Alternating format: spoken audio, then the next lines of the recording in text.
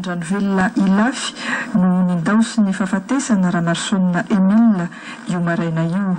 Ministry ny teti-pivoarana tamin'ny Repoblika voalohany filoha Filibert Tsiranana izy hatramin'ny 2024.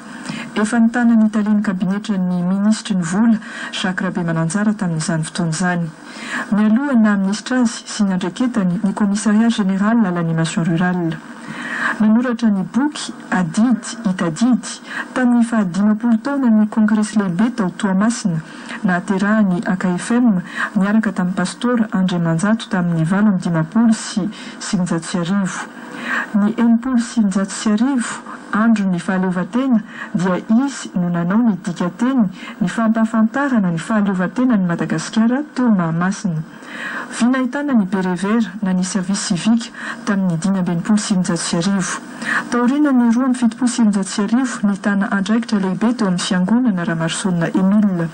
Filoham-pamorona ny laïque FGKM ary isany nanangana ny FFKM niaraka tamin'ny kardinal Razafy-Mahatratra tamin'ny 2017.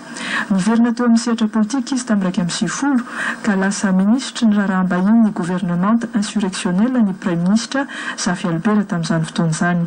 Taorin'izay dia nisitaka ny sotronono tany Avaradrano Andranovelona Ilafy toerana nahaterahany sy nahafatesany izao Ramarsona Emile.